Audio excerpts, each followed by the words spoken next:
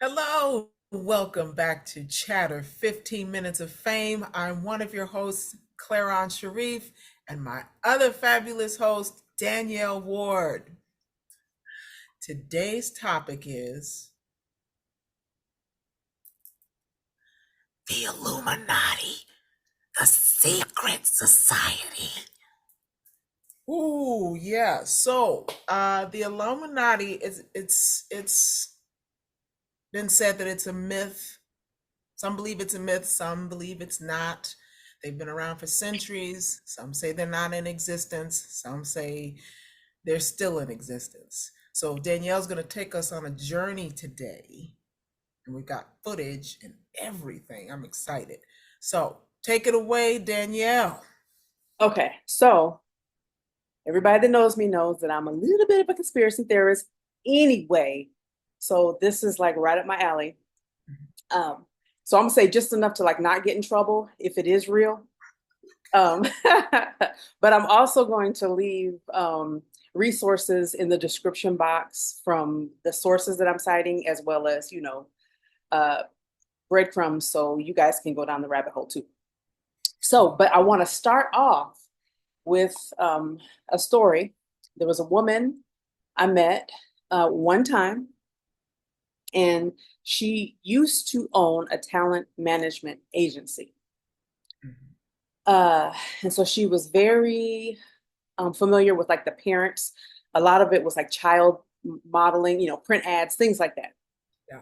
So one particular time, one of the parents had reached out saying, now she's in a different state. She was not in California, not in Nevada, and she was in a different state. So there was a casting for, I think it was a print job, a children's print job in California.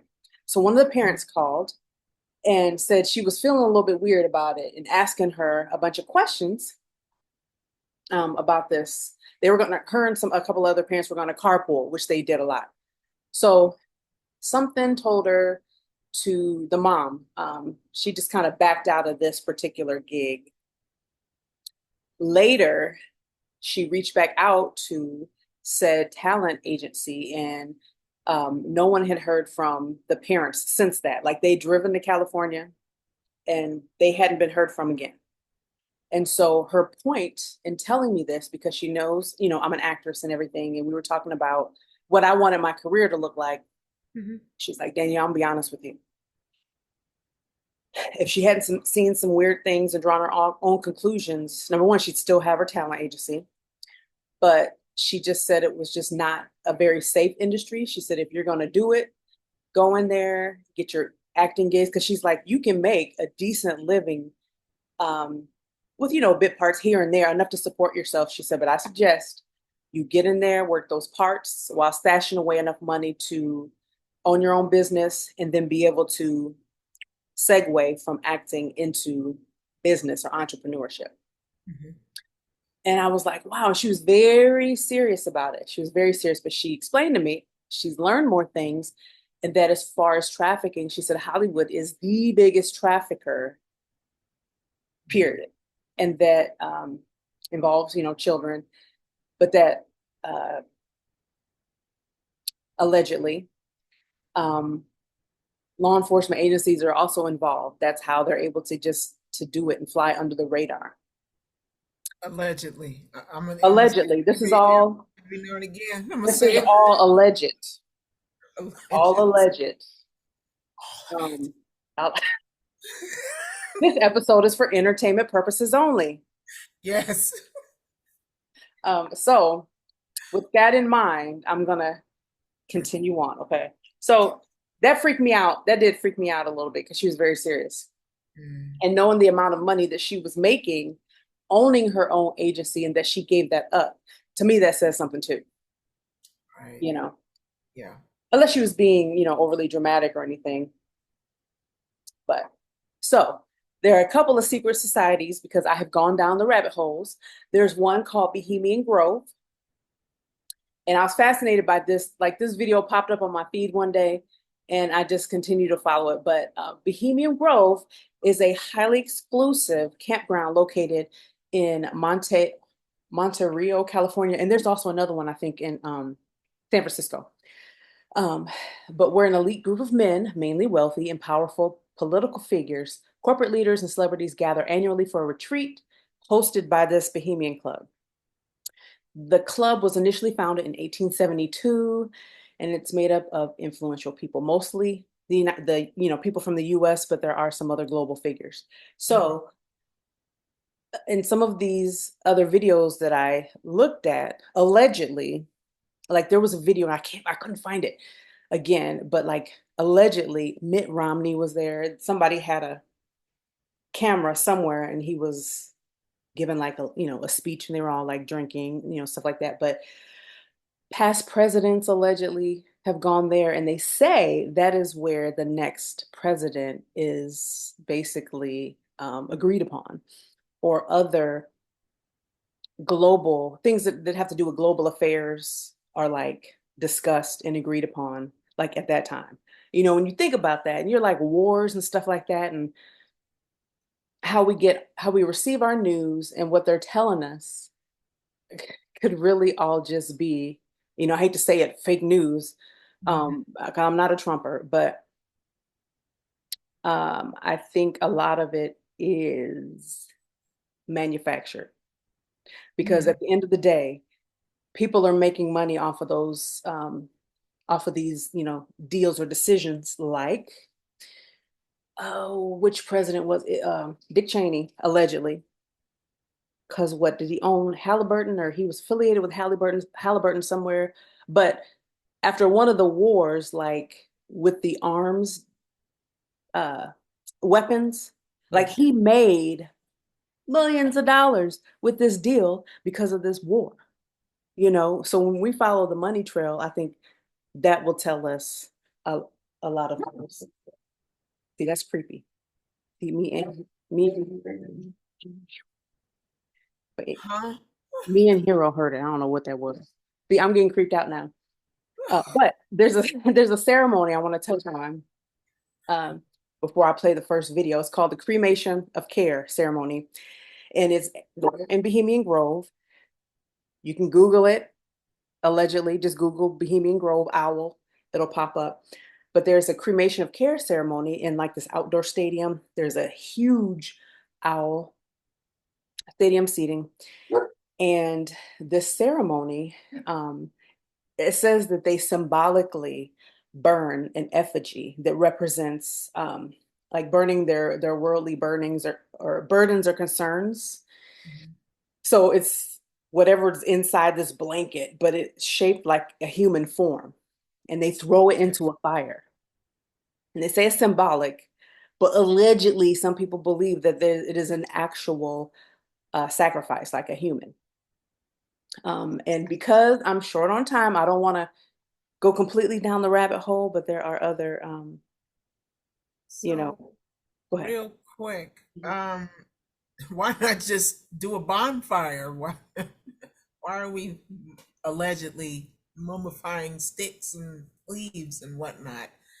Um, or could it be if they're so secret, then why is it being filmed?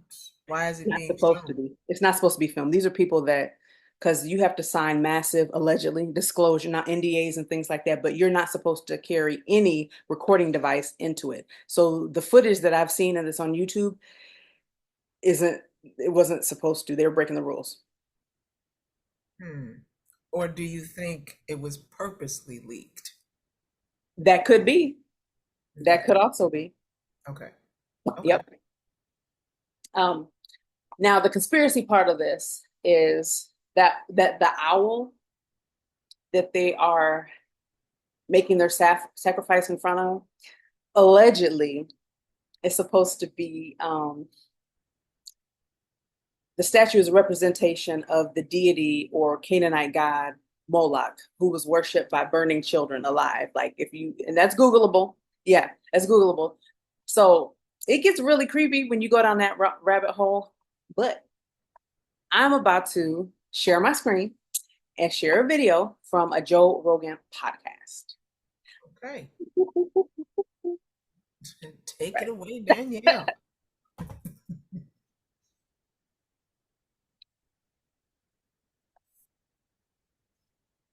Can you see my screen already? Yes, I can. Okay, let me get to the other video. Let's see. Oh, oh, here we go. Here we go. And I'm just gonna play like a minute of this. Okay. Long time ago. I know, a long time ago. He was saying there's a fucking island, and they take all these rich politicians and some celebrities, and they bang these kids. And I was like, come on. He was telling me this a long time ago. So he's also the one who told me about Bohemian Grove. Well, I actually watched it. That's like, I think this tape was actually made before I met him.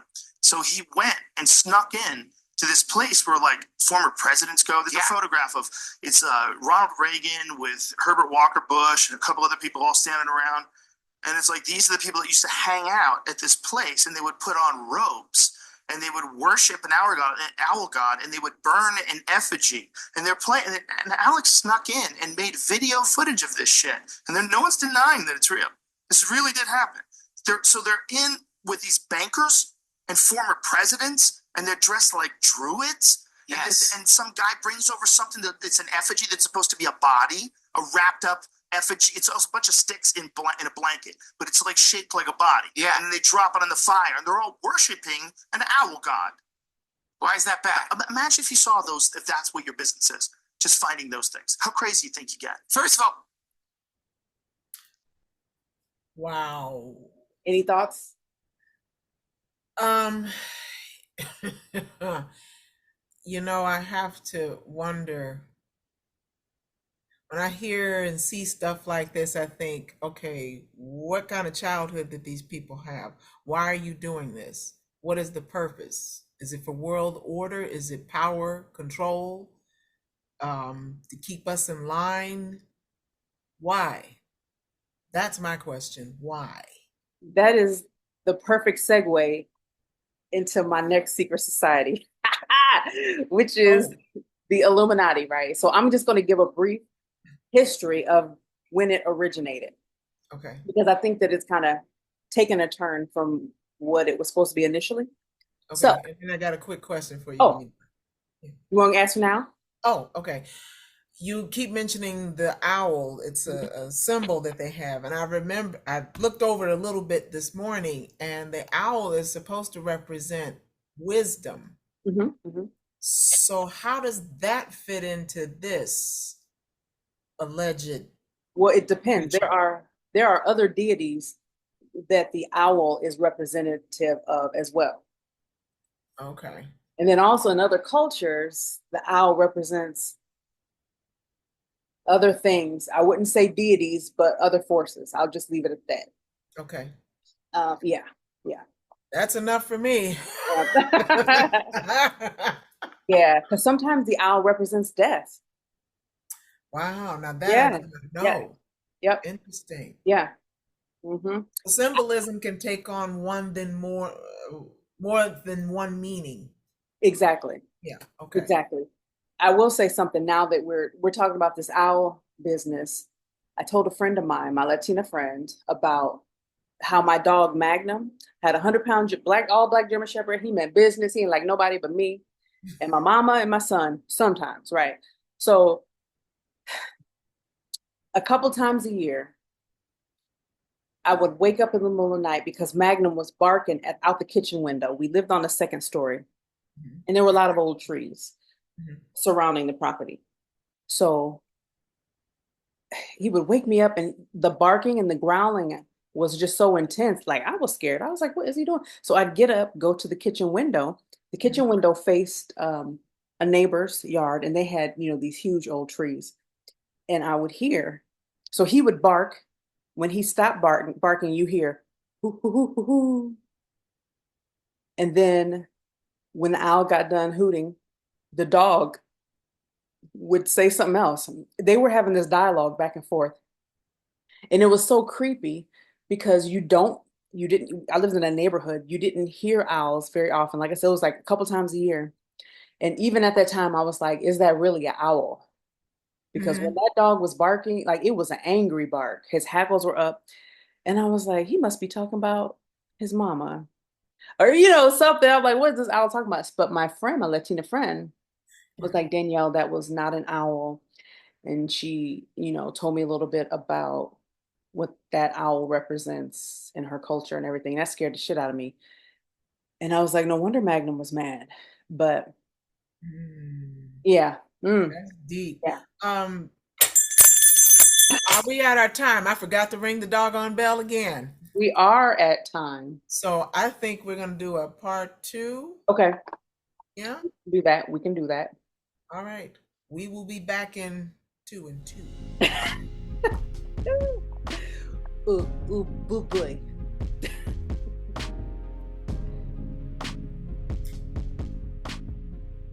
Thank you. This is a special edition of Chatter 15 Minutes of Fame. We'd like to extend our condolences to the following who we have lost the past couple of months. First, Miss Shannon Doherty, who is known for her performance on not Beverly Hills 90210. Representative Sheila Jackson, she was a U.S. representative and a congressional leader in the 18th District of Texas. She was also an American lawyer and politician. Bob Newhart, famous for many things, but the Bob Newhart Show. Richard Simmons, a fitness guru for many decades. Shelley Duvall, you know her from The Shining. Benji Gregory from ALF. Erica Ash, Husbands of Hollywood. Frankie Beverly of Frankie Beverly and Mays. The incomparable Mr. James Earl Jones. What can I say? King Jafar, the Great White Hope, uh, a lengthy resume. He will definitely be missed. And of course, Mr. Tito Jackson, we extend our deepest sympathies to the families and friends of those who we have lost. Thank you. Thank you.